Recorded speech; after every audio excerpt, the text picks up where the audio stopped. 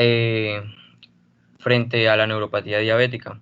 Nuestro grupo está compuesto entre Kevin Correa González, Oscar David Castaño Álvarez y mi persona Andrés Sebastián Contreras Arrieta. Bien, siguiente.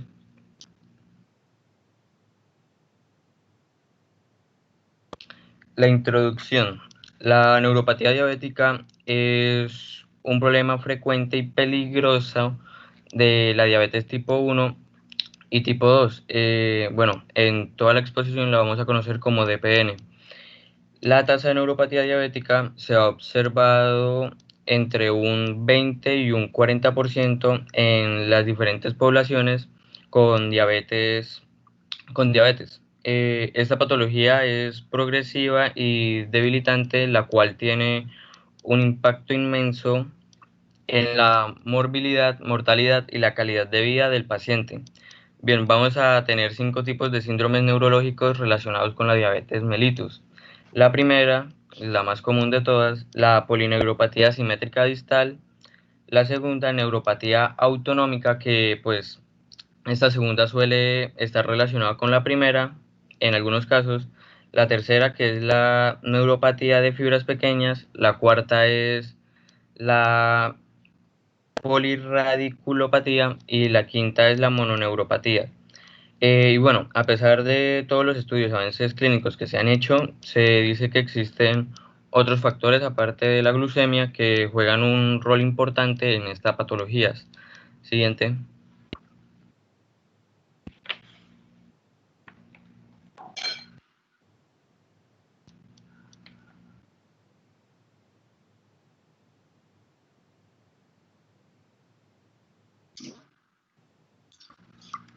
Bien, la glucemia como factor determinante de la neuropatía diabética.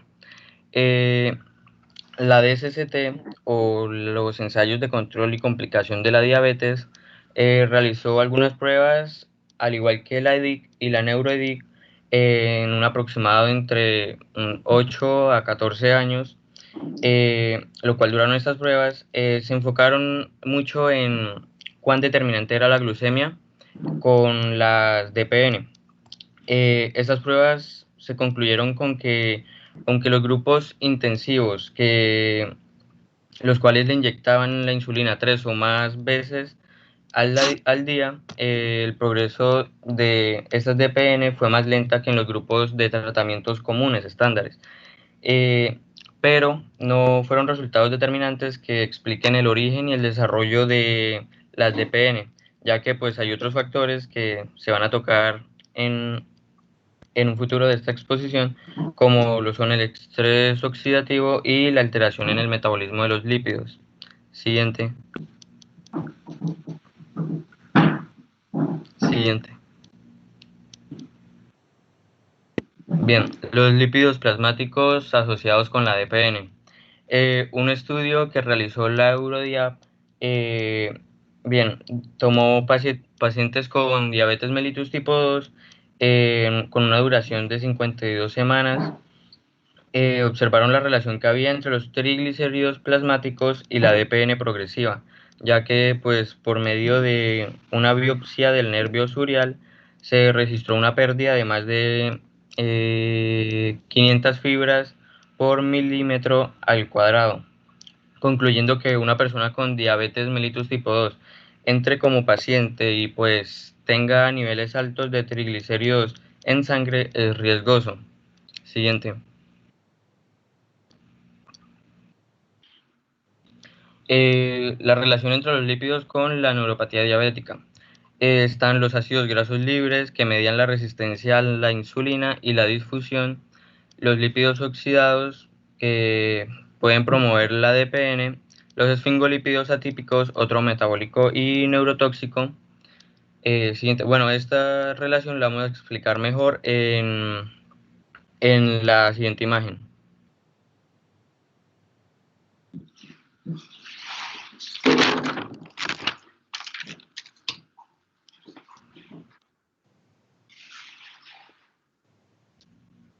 Siguiente. Ahí. Bien, los mecanismos patogénicos que relacionan el metabolismo lipídico anormal con la progresión de la neuropatía diabética. Bien, enfocándonos primero en la imagen superior izquierda, hay que tener en cuenta que HFD va a ser una dieta alta en grasas, ¿sí? Al tener esta dieta rica en grasas va a provocar un aumento significativo en la concentración mitocondrial de intermediarios de oxidación de ácidos grasos, la cual va a ser incompleta, pues como se puede observar en la imagen. Esto haría que disminuya la expresión de PGC1-alfa, siendo este junto a la NRF1-alfa ejes centrales en el metabolismo energético. Bien, estos derivan unas disminuciones de capacidades mitocondriales afectando directamente a la producción de ATP y como resultado generan un aumento en la progresión del ADPN. En la segunda imagen que tenemos en la parte superior derecha, vamos a observar un sello peculiar, se podría decir, que es distintivo cuando hay una resistencia a la insulina, la cual es la FFA, o pues niveles altos de ácidos grasos libres en plasma. El aumento de este suministro de FFA causa la producción de ceramidas y DAC, las cuales activan las isoformas de la proteína quinasa C, teta y delta, y Andrés, ¿qué serinatrionina, es? quinasas, las cuales fosforilan el An- IRS o pues el sustrato receptor de la insulina, produciendo que su capacidad de señalización disminuya, al igual que el crecimiento y reparación de nervios defectuosos. Andrés, Bien, ya que pues como no se puede ni reparar ni seguir con el crecimiento de estos nervios defectuosos, dan como resultado, en común con la imagen anterior, este aumento de la progresión de la DPN. En la siguiente imagen, en la parte Andrés, inferior a la derecha, vamos a es poder observar una membrana normal, pues la cual se caracteriza, como ya sabemos, sus alta concentración de ácidos grasos poliinsaturados y su flexibilidad. Y a su derecha vamos a observar una membrana con una mayor disponibilidad de SFFA.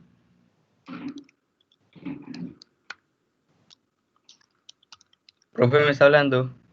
claro, Andrés, toca estar pendiente, Andrés, de porque recuerda que la clase es interactiva. Perdón, no había escuchado, tenía muteado el computador, no había escuchado. No, sí, no, no puedes tener en mute el computador. Listo, Andrés. Perdón. Entonces, primero, para explicar las imágenes, lo ideal es que no se hagan con la sigla. Entonces, empecemos en la segunda imagen donde dice DAG. ¿Qué es Bien. DAG? De DAG, tengo entendido que son como eh, son eh, DAG son Diacilglicerol. Exactamente, es diacilglicerol. triglicéridos. Entonces, cuando se va, sí, la primera parte que decía que eran libres de ácidos grasos, entonces el diacilglicerol lo que va a hacer es que se va a desviar el metabolismo glucídico a diacilglicerol, que es DAG, y este va a activar a la proteína C quinasa o a Mm, la proteína quinasa C, que hay esas dos unidades, tanto hay esas dos subunidades, que estas van a fosforidar el, esto casi ni se ve en la imagen, el IRS. Entonces así se deben explicar las cascadas, porque es más sencilla, pero la próxima son tantas siglas, entonces ¿cómo lo van a realizar? listo, Explícame de nuevo la cascada esa de la segunda imagen, Andrés, hazme el favor. ¿cómo? Esa explícamela de nuevo. Bien, bueno, primero vamos a tener una dieta rica en... Ah, no, es...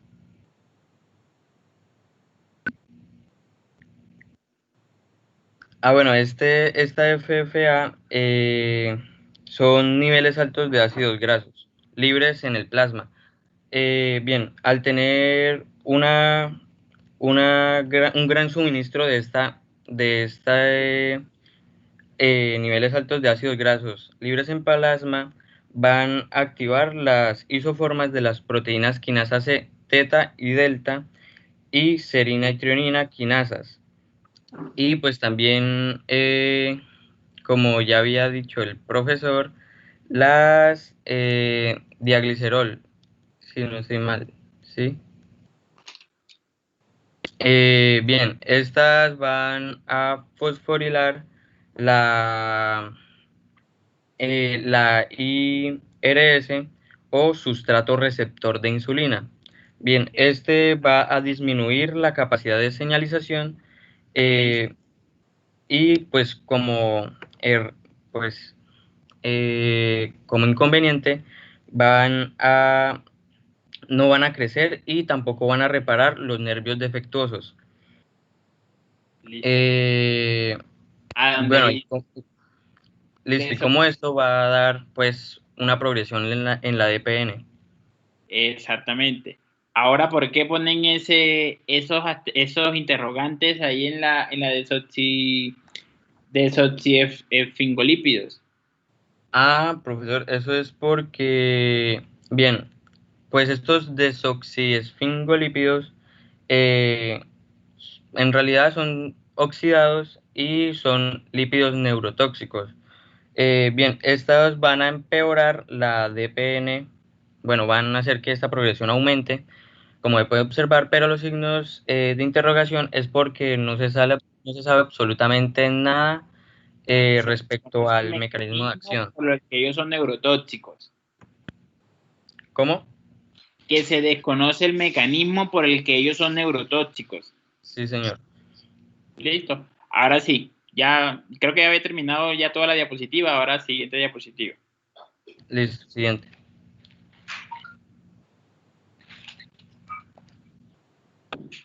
Bueno, ahora hablaremos de la inmunoresistencia. La inmunoresistencia lo que pasa es que se produce una reducción en la capacidad de estimular y la captación de glucosa y de su utilización oxidativa y a su vez haya una producción hepática persistente de glucosa y esto produciendo una capacidad para inhibir la lipólisis. Bueno, ahora hablaremos del artículo de polineuropatía diabética en diabetes mellitus tipo 2 y sus tres alteraciones principales que son inflamación, estrés oxidativo y función mitocondrial. Para introducirnos en el artículo, toca recordar que la diabetes mellitus 2 es un trastorno metabólico que se caracteriza por hiperglucemia que se produce por la resistencia a la insulina ya mencionada. Esto pasa por una mala interacción entre la insulina y el receptor a la insulina, esto haciendo que la célula no pueda liberar los transportadores de glucosa para que ingresen en la célula. Ahora hablaremos de la polineuropatía diabética. La neuropatía diabética se define como una difusión del nervio periférico que se puede presentar en un daño, que se puede presenciar en un daño en los nervios que afectan generalmente piernas, pies y a veces afecta las manos. Dice que esta patología es la combinación diabética de microvasos más frecuente y está presente en aproximadamente el 10% de los pacientes diabéticos diagnosticados recientemente. En el artículo nos mencionan unos estudios para explicarnos algunos factores de riesgo. Por ejemplo, un estudio realizado entre 2010 y 2012 en 16 consultorios ambulatorios de diabetes en Japón, donde se incluyeron 298 pacientes, informó que el sobrepeso y la obesidad son factores de riesgo de dolor y entumecimiento en pacientes con NPD, con polineuropatía diabética. Otro estudio realizado nos demostró que la etnicidad también influye en la gravedad de la NPD, siendo los pacientes negros no hispanos mixtos o asiáticos más afectados que los caucásicos. Los síntomas dolorosos también parecen ser más prevalentes cuando los pacientes reciben tratamiento con insulina en comparación con los que reciben hipoglucemiantes orales y solo con dieta. Para empezar a hablar de la fisiopatología, debemos empezar hablando de las ROS y las RNS. La hiperglucemia persistente en la diabetes mellitus genera especies reactivas de oxígeno o también llamadas ROS y especies nitrosativas llamadas RNS. que son moléculas altamente reactivas y ambas se consideran un factor esencial para las complicaciones de macro y microvasos de la diabetes mellitus. A nivel molecular, la sobreproducción de ROS y RNS y una reducción de la actividad de las enzimas antioxidantes causa disfunción endotelar y resistencia a la insulina. ROS y RNS son radicales libres que pueden llegar a alterar las estructuras de carbohidratos, lípidos, proteínas y ácidos nucleicos. También pueden alterar diferentes vías de señalización, lo que produce genes transcripcionales relacionados con complicaciones diabéticas.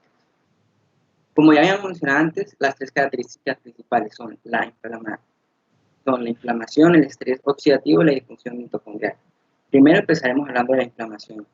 La inflamación mediada por ROS induce la activación del factor nuclear kappa B, NFB, la proteína activadora 1, AP1 y proteínas quinasas activadas por mitógenos, MAPK.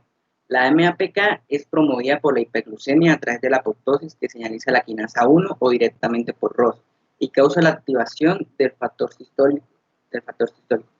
Se sabe que NRF2 es un factor que ayuda a proteger a la célula del daño que causan los radicales libres y consiste en la contraparte del factor nuclear kappa B. Y estas dos mantienen una homeostasis celular, pero la sobreproducción de ROS puede generar un desequilibrio entre ellos y se asocia con un daño nervioso. El factor nuclear kappa B al mismo tiempo también facilita la producción de citocinas inflamatorias como el factor de necrosis tumoral alfa, TNF, interleucina 6, IL6, ciclooxigenasa 2, COX2 y oxínitrico sintasa inducible, INOS. La siguiente alteración que se presenta es el estrés oxidativo. Siguiente diapositiva, por favor.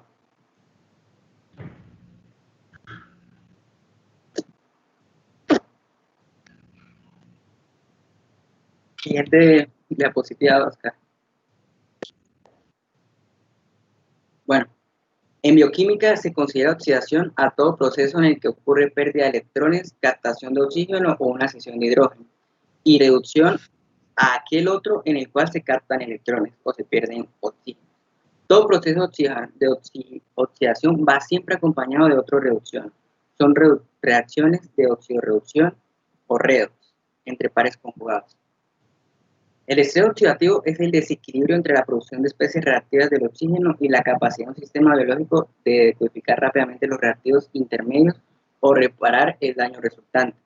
Ya teniendo esto claro, pasamos a las diferentes vías metabólicas para la producción de ROS.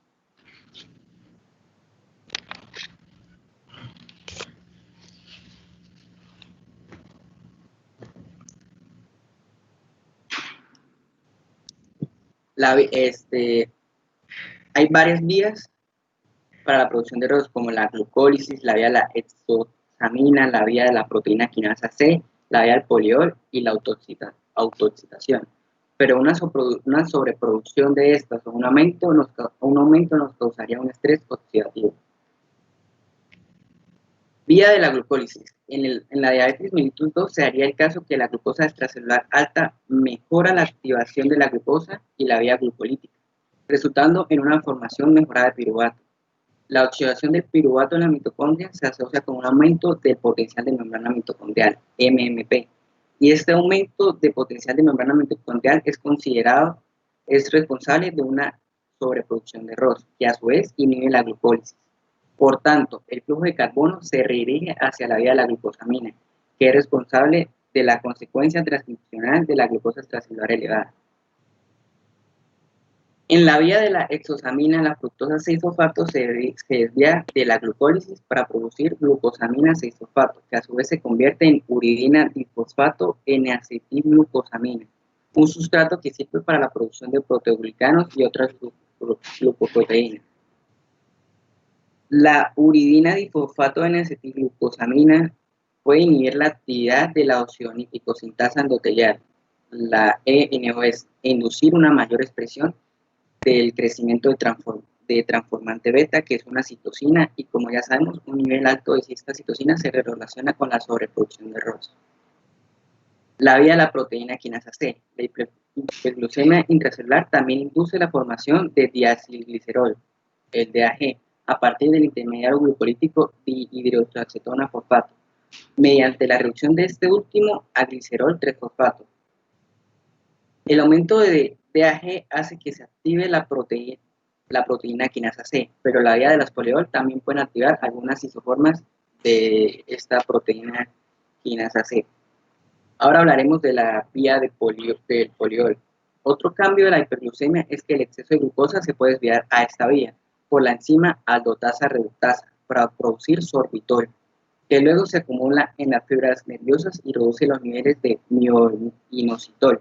En consecuencia, hay una reducción de la capacidad del axón para proteger el potencial de acción de la membrana, el axón para propagar el potencial de acción de la membrana y una capacidad disminuida de regeneración nerviosa. Y por último hablaremos de la autoxidación, que se considera como... Kevin, señor. ¿qué efecto produce el sorbitol a nivel de la membrana para que se disminuya la regeneración nerviosa? O sea, ¿por qué? ¿Qué produce el sorbitol en la membrana?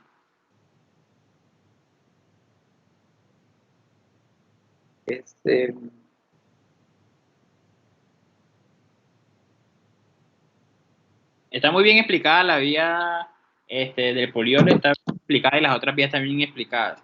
Pero en la vía del poliol, o sea, está bien que la aldosa reductasa se pasa a sorbitol y esta produce que se inhiba la regeneración nerviosa. Pero pasa algo en el axón que hace de que que no se produzca la regeneración nerviosa o que se disminuya la regeneración nerviosa. ¿Profe, sería el edema celular? Exacto, Dayana. ¿Dayana está en el grupo? No, señor. No. Ah, bueno, Dayana, te felicito. Se produce un edema y ese edema es lo que hace que se disminuya la probabilidad de regeneración nerviosa. Ese edema producido también por una hiperosmolaridad a nivel del axón. ¿Listo? Entonces, por eso es que se produce que se disminuya la regeneración nerviosa y se vaya, o sea, y eso ayude a la polineuropatía diabética.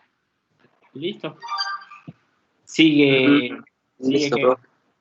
Entonces, ahora hablaremos de la vía poliol. Hablaremos de la autoexcitación, que es un mecanismo en el que la propia glucosa puede ser tóxica como resultado de una unión de glucosa no enzimática a las proteínas, lo que da lugar a productos de fase terminal de glicación avanzada, AGE. Se ha informado que en un aumento de AGE en axón y células de Schwann en nervios periféricos en pacientes con diabetes mellitus. Es un hecho que los AGE están relacionados con la progresión de las complicaciones de esta enfermedad, que incluye también la NPD, nefropatía diabética, miocardiopatía, arteriopatía periférica y retinopatía. Para concluir con el estrés oxidativo, es necesario decir que las ROS y las RNS están destinados para inducir la apoptosis de células disfuncionales y reciclar algunos de sus componentes. Sin embargo, el desequilibrio se produce cuando se sobrepasa la capacidad antioxidante de los pacientes con diabetes mellitus con la producción de radicales libres. Un dato que nos ofrece el artículo es que se ha demostrado una pérdida del 53% de las fibras mielinizadas grandes debido a la sobreproducción de ROS en animales con diabetes crónica. ¿Qué quiere decir esto? Que la sobreproducción del arroz y RNS puede causar la apoptosis de estas fibras mielinizadas. Y la última alteración sería la disfunción mitocondrial.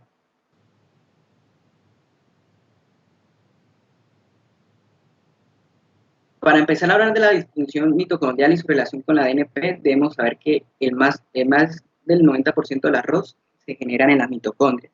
Espera un momento. Kevin, ¿de dónde están presentando la presentación? O sea, ¿de qué dispositivo? Creo que el computador de Oscar.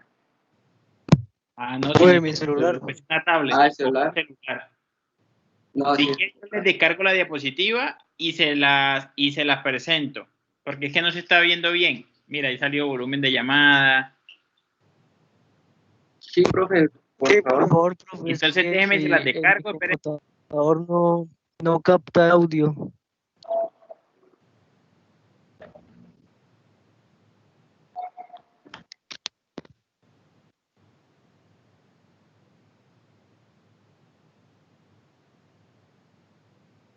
Kevin o cualquier compañero.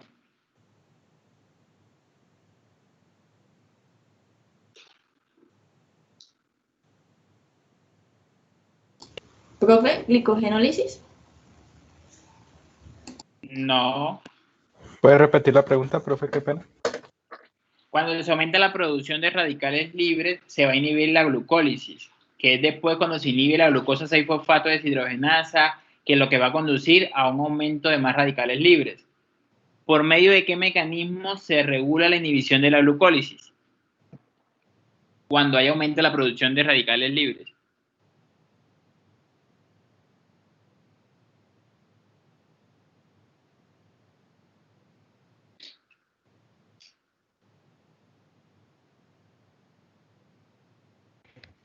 Pero eso no tiene que ver con lipogénesis. No, no tiene que ver con lipogénesis. Entonces, el mecanismo por el que se va a regular que se inhiba la glucólisis va a ser por un feedback negativo. Entonces, el feedback negativo es lo que va a hacer de que si se aumentan los radicales libres, se inhiba la glucólisis y se siga toda la cascada que le explicó su compañero anteriormente. Entonces, se aumentan los radicales libres y entre más radicales libres, más se inhibe la glucólisis. ¿Listo? Porque ya la glucólisis va a hacer de que se sigan formando más radicales libres, que fue lo que le explicó su compañero. Sigue, Kevin.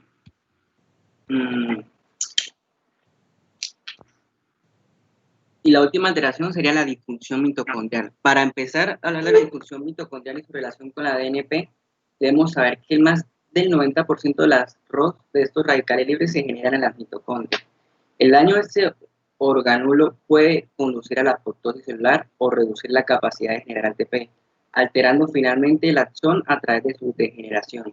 En modelos de animales se ha demostrado una menor actividad del complejo 1 y del complejo 4 secundaria a la expresión reducida de proteínas de ciertos componentes del complejo y una función de la cadena de transporte de electrones deteriorada.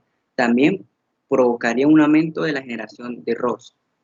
La hiperglucemia genera ROS junto con la hiperpolarización del potencial de membrana mitocondrial, seguido de la despolarización de la membrana mitocondrial que se relaciona temporalmente con un aumento en la relación ADP-ATP y una disminución absoluta de los niveles de ATP. Para resumir la información anterior, el artículo nos ofrece la siguiente gráfica. Profe, ¿podría pasar diapositiva? Sí, señor.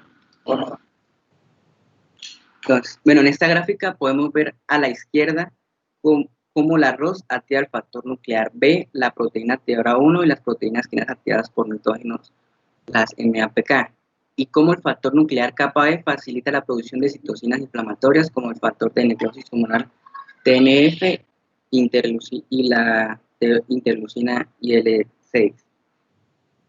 Y esto lleva al proceso de inflamación que luego llevará a la producción de ROS. Bueno, pero todo esto, o sea, todo esto para que sea mal, o sea, para que sea diferente a la fisiología normal, tendría que ser en unos niveles, en una sobreproducción de esta cascada, por decirlo así, para que produzca la sobreproducción de las ROS. Entonces, en el medio de la diapositiva podemos ver las diferentes vías que en su aumento de producción y al pasar de los años generaría el estrés oxidativo que llevaría a la sobreproducción de ROS. Kevin, en la parte de la inflamación te hace falta explicar lo de la adiponectina. Profe, o sea, no recuerdo bien, pero la adiponectina es... Espera un momento, profe. ¿Qué es? Primero que todo, ¿qué es?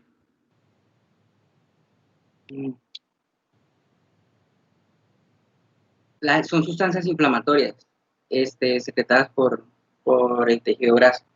Por Y los aquí adipocitos. ¿Y qué regula?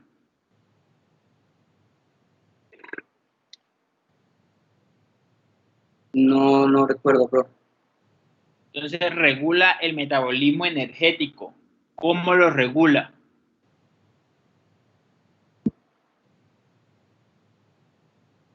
Por la lipólisis, profe. pero hace unos efectos exactos. Oxida los ácidos grasos. Y disminuye, sí, oxida los ácidos grasos, pero tiene un efecto que es disminuir los triglicéridos. Y tiene un efecto sobre la glucosa. ¿Qué hace la glucosa? ¿Aumenta el metabolismo o disminuye el metabolismo? Aumenta. Aumenta. Aumenta el metabolismo de la glucosa porque aumenta la sensibilidad a la insulina. Entonces ese es el efecto de la adiponectina. Recuerden que todo lo que se pone en una diapositiva toca saber para qué funciona. Si hay 20 siglas, toca saberse las 20 siglas. Obviamente el profesor le va a preguntar por cuál, por la que usted no habló. Entonces, si ya te hablo de todas y no hablo de la adiponectina, entonces, obviamente, porque esa fue la parte que no estudiaron. Pero recuerde que siempre que ponga una diapositiva, toca saberse toda la diapositiva. Listo. Sigue sobre la cascada de estrés oxidativo, que es la de la mitad. Bueno, entonces hablaremos de un estrés oxidativo cuando estas vías ya mencionadas serían como una sobreproducción. Y este estrés oxidativo son generados por los ROS y las RNS, que según el artículo informan que a lo largo de los años se va produciendo mayor estrés de este estrés oxidativo. Y a la derecha podemos ver que el resumen de lo que ya habíamos explicado de la disfunción mitocondrial, que sería que una baja o una mala actividad del complejo 1 y 4 causaría la hiperpolarización del potencial de membrana mitocondrial, que a su vez causaría la despolarización de este mismo, produciendo como que se aumente la proporción entre ADP y ATP, y esto se relaciona que también se disminuye la generación de ATP. Todo esto causando radicales libres, las ROS y las RNS. Y estos en el sistema, y esto se relaciona con la neuropatía porque las ROS, o sea, los radicales libres, pueden modificar proteínas, pueden causar preoxidación lipídica y pueden dañar el ADN. Todo esto podría causar la desmielinización segmentaria y la degeneración axonal, causando una difusión nerviosa. La siguiente diapositiva, profe. El diagnóstico de la ANP. El grupo de expertos de neuropatía diabética de Toronto ha propuesto una clasificación DPN con fines clínicos y de investigación. Se incluyen las siguientes definiciones: posible cuando hay síntomas o signos presentes, probable se diagnostica con una combinación de síntomas y signos de neuropatía, confirmado cuando los NSS son anormales y los síntomas y signos están presentes. La NSS es una prueba de diagnóstico médico que se utiliza comúnmente para evaluar la función, especialmente de la capacidad de conducción eléctrica de los nervios motores y sensoriales del cuerpo humano. Esta herramienta es precisa para la detección del DNP, junto con los síntomas y signos. Dan un diagnóstico preciso. La Asociación Estadounidense de la Diabetes sugirió que las NSS deberían considerarse el estándar de oro para el diagnóstico de DNP.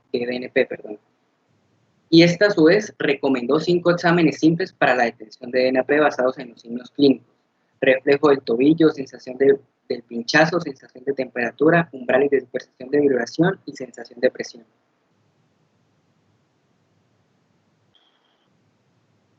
Ahora vamos a hablar de las conclusiones del artículo con mi compañero Oscar.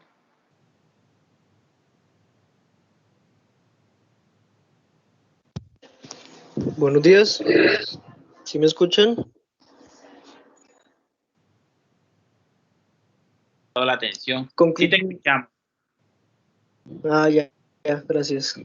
Conclusiones del primer artículo. La polineuropatía diabética es una complicación frecuente, grave y debilitante. Es una de las conclusiones. A pesar de su relevancia, se sabe muy poco sobre los detalles de su patogénesis molecular y, en consecuencia, de la disponibilidad de terapias dirigidas y eficaces es limitada por eso mismo, porque aún no se sabe a ciencia exacta todo lo que sucede en la diabetes tipo 2.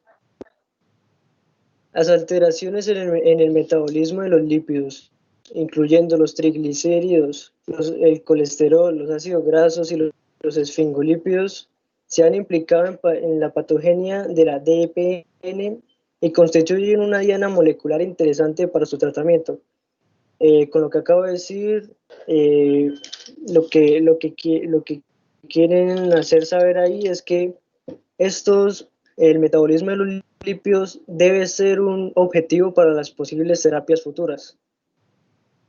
La mayor parte de la evidencia disponible respecto a los mecanismos solo se ha hecho a partir de estudios en animales in vitro o de estudios observacionales en humanos. O sea, todavía no se han podido ver molecularmente las células de los humanos qué sucede durante la diabetes mellitus tipo 2. Solamente se ha hecho, pero en animales. Todas las metodologías del momento pasan por alto la neuropatía de fibras pequeñas. Por esta razón se han implementado un grupo de nuevas técnicas para el diagnóstico de DPN, que son una de las que mi compañero dijo anteriormente. Entre esas incluyen la microscopía confocal de córnea, destello de imagen láser Doppler, evaluación del reflejo sudomotor, pruebas sensoriales cuantitativas y biopsia de piel. Existen evidencias indirectas que muestran que el metabolismo de lípidos alterados a nivel celular y en todo el organismo agrava o perpetúa la DPN, y la mitigación de tales alteraciones la disminuye. La evidencia disponible es insuficiente para poner los lípidos como un objetivo farmacológico en la ADPN. O sea, se cree por los artículos que es un gran objetivo, pero aún no hay suficiente evidencia para constatarlo. Hasta entonces, el control y seguimiento cuidadoso de los lípidos plasmáticos en pacientes con diabetes solo pueden considerarse estrategias complementarias, ayudándose con medicamentos y estilos de vida saludables. Conclusiones del segundo artículo. Aún faltan más investigaciones con respecto a los enfoques terapéuticos para reducir el estrés inflamatorio, oxidativo y la disfunción mitocondrial. Aún faltan evidencias en la mayoría de los tratamientos. El principal problema de la población diabética es la falta de control glucémico prolongado y especialmente los primeros años tras el diagnóstico de diabetes. Pues como ya sabemos, los que sufren de diabetes les es muy complicado dejar de comer o ingerir muchos carbohidratos, les es complicado cambiar su estilo de vida. En los próximos ensayos clínicos deben realizarse con la DPN diagnosticada en forma temprana. Lo que quiere decir aquí es que para hacer los estudios aún más rigurosos se deben hallar nuevos pacientes en edad temprana con diabetes mellitus tipo 2. Siguiente, por favor.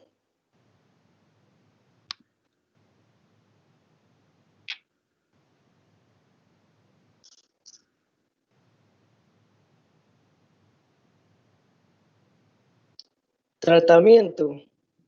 Hay que hacer un control de glucosa en sangre con un glucómetro frecuentemente. Dependiendo del nivel de glucosa, deberá adaptar su medicación y dieta a una saludable. Para lograr este objetivo se debe disminuir la ingesta de alimentos con alto contenido de carbohidratos y aumentar el consumo de frutas, verduras y granos enteros. La alimentación también debe mantenerse en un horario específico, no ser desordenado con no, que me dio hambre, tengo que comer ya, porque tengo hambre. No, tiene que ser 3 comidas por lo menos diarias. Así ayudará a disminuir el nivel de glucosa en sangre. Lo anterior se debe complementar con ejercicio regular, mínimo 30 minutos, porque ya sabemos que con cada granito de arena todo suma a tener y a disminuir las patologías de la diabetes. Dependiendo del grado de diabetes, se recetará uno o más medicamentos. Hay 4 tipos.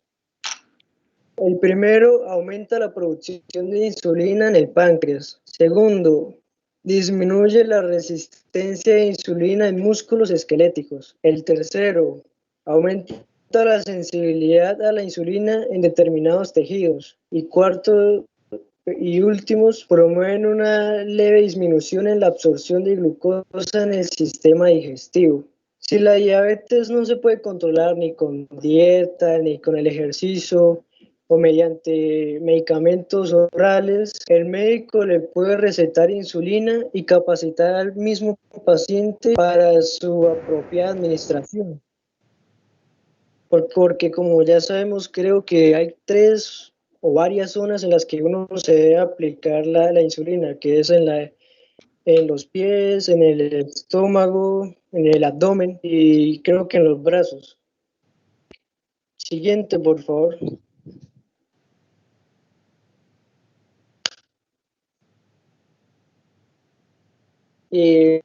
Profesor, ahí tiene que darle 2 veces más, por favor.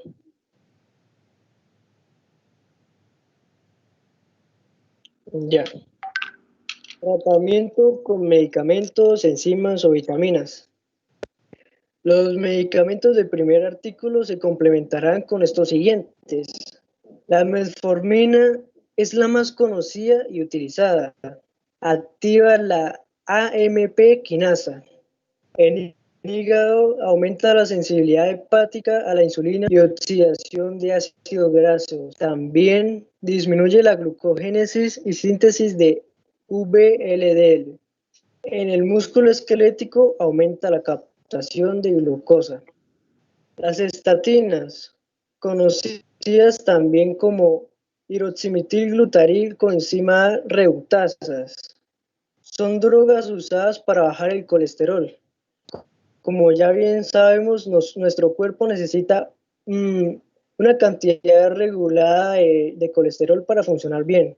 Pero si se tiene demasiado en la sangre, este puede adherirse en las paredes de las arterias y reducir su diámetro, o peor aún, bloquearlas. Sus mecanismos descritos son la inhibición de NADPH oxidasa, reduciendo así la producción de intracelular de especies reactivas de oxígeno, ROS, y actuando como captadores de radicales libres. Bueno, entonces las estatinas regulan el colesterol, inhiben la NADPH oxidasa y reducen ROS con los radicales libres. Fenofibrato, un derivado del ácido fíbrico, se usa junto con una dieta baja en grasas, ejercicio y a veces con otros medicamentos para reducir sustancias grasas como el colesterol, triglicéridos y también aumentar la cantidad de HDL en la sangre. Los hallazgos indican que los fibratos tienen propiedades protectoras contra la neuropatía. Lo que acabamos de escuchar es que el fenofibrato puede ser que también se utilice con las estatinas. La siguiente es ubiquinona coenzima Q10. Es una vitamina que contribuye a la síntesis de ATP en la cadena de transporte de electrones mitocondriales. Y también se ha demostrado que es un antioxidante a nivel plasmático. Flavonoides. Estos son pigmentos vegetales que protegen el organismo. Algunos de sus efectos son la mejoría de la glucosa. Bueno, algunos de los efectos de estos es el control de la glucosa, el perfil lipídico y la sensibilidad a la insulina. Además, al regular el metabolismo adiposo, los flavonoides pueden atenuar el estrés oxidativo y modificar las vías de señalización inducidas por ROS. O sea que este disminuye los radicales libres, los ROS, y controlan el nivel de glucosa. Ácido alfa lipoico. Este es un compuesto natural que actúa como cofactor de los principales complejos de enzimas mitocondriales. Tiene dos grupos tiol capaces de oxidarse. Ojo con esto, los grupos tiol que son los más importantes. Estos son capaces de oxidarse y reducirse para así disminuir los posibles radicales libres. Pero lo más importante es que por su bajo peso molecular pueden atravesar la barrera hematoencefálica y regenerar los otros antioxidantes como lo son la vitamina C, la vitamina E y el glutatión. Inhibidores de aldosa reductasa, que sus siglas son ARI. Es una enzima con la capacidad de catalizar el sorbitol. Bueno, ¿qué hace el sorbitol? Este es el responsable de formación de fructosa a partir de la glucosa. Y como nos decían los compañeros anteriormente, son los responsables del edema en los axonal, creo, si no estoy mal. Los inhibidores de aldosa reductasa también ayudan a prevenir el daño ocular y nervioso en diabéticos. Por último, pero no menos importante, la L-acetilcarnitina. Sus siglas son ALCAR. Es un derivado del aminoácido carnitina que promueve la regeneración del nervio periférico con DPN. Los nervios periféricos son los más importantes porque son, según los artículos, uno de los que son más olvidados, los que no se les toma, por decirlo así, gran importancia. Y siguiente, y gracias. Muchas gracias.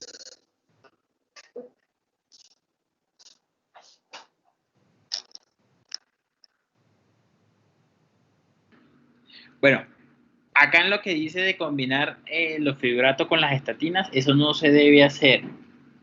¿Por qué? Porque al combinar los fibratos con las estatinas tiene rasgo de radiomiólisis. Y si eso le pasa a algún paciente, o sea, si yo alguna vez le doy sulfiofibrato más atorvastatina a un paciente y le da una radiomiólisis, mejor dicho, su tarjeta profesional no le va a alcanzar para pagarle la pierna o el compromiso muscular que le dé al paciente, porque fue una complicación netamente por negligencia médica. Entonces, siempre tenganlo presente para toda la vida. Nunca combinar los fibratos con las estatinas, porque tienen riesgo de radiomiólisis. Entonces, uno utiliza las estatinas o utiliza los fibratos, dependiendo cuál grupo lipídico esté más elevado, si está más elevado el colesterol o si está más elevado los triglicéridos. Pero en algunas ocasiones casi siempre se utilizan más las estatinas principalmente. ¿Listo? ¿Alguna pregunta? Pues yo tengo una pregunta. Sí. El compañero, uno de los compañeros había hablado de los niveles de la SFFA y estaba hablando de pues, la relación que se tenían de manera intracelular, ¿no? Sí, que entonces, no sé realmente, pues al haber los niveles altos del SFFA, ¿qué podía producir a nivel intracelular? Pues me gustaría ver si los compañeros me resuelven la duda. El compañero, si quiere pasar la diapositiva donde hablan sobre eso, que es la diapositiva donde está la imagen del IRS y de la desfosforilación, ¿Ah?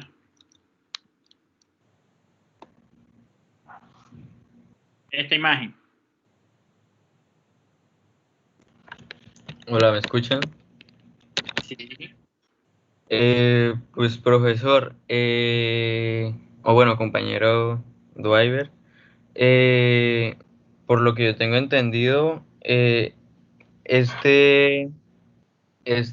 niveles altos de SFFA, que en sí son los ácidos grasos libres saturados, si no estoy mal, lo que van a hacer es que activan la señalización del factor nuclear kappa B, que pues en siglas es NF-κB. Bueno, este va a estimular directamente la expresión de la subunidad, siendo específicos en la P65 de la NF-κB. Bueno, y esto va a aumentar la producción de ROS que promueve el estrés oxidativo.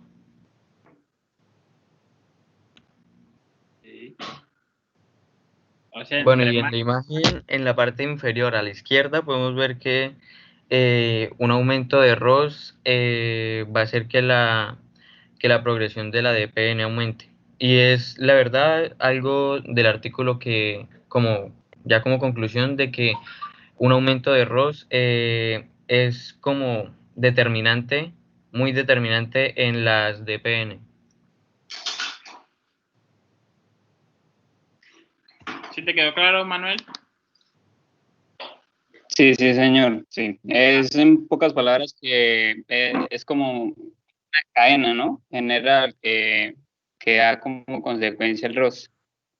Exactamente, al generar ROS va a aumentar la progresión de la polineuropatía diabética porque va a producir todas estas funciones que dicen en esta parte, que es la flexibilidad de la membrana, la conducción eléctrica y la traducción de las señales, que fue lo que te explicó tu compañero. ¿Listo? Gracias, profe. De nada. ¿Alguna otra pregunta?